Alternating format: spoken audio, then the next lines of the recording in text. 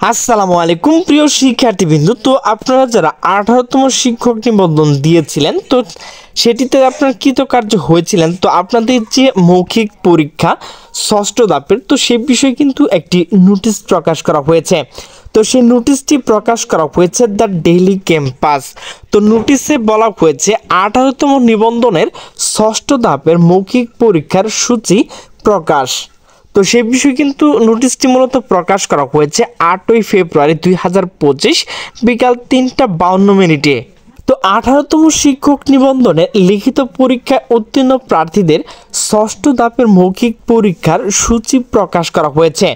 আগামী 16 ফেব্রুয়ারি থেকে এই ধাপের পরীক্ষা শুরু হয়ে চলবে 6 মার্চ পর্যন্ত। বেসরকারি শিক্ষক নিবন্ধন ও প্রত্যয়ন কর্তৃপক্ষের NTRC এ পরিচালক পরীক্ষা মূল্যায়ন ও প্রত্যয়ন কাজী কামরুল আহসান স্বাক্ষরিত এই সংক্রান্ত এক বিজ্ঞপ্তিতে তথ্য জানানো হয়েছে।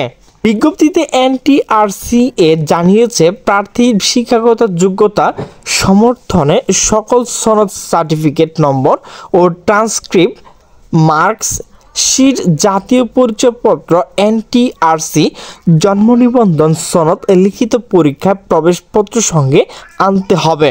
তো প্রিয় শিক্ষার্থীবৃন্দ, যারা আপনারা 18তম ষষ্ঠ ধাপের মৌখিক পরীক্ষা দিবেন, তো আপনাদের যে রোল নাম্বার, তো সেটি কিন্তু আমি ডিসক্রিপশন বক্সে লিঙ্ক দিয়ে দেব।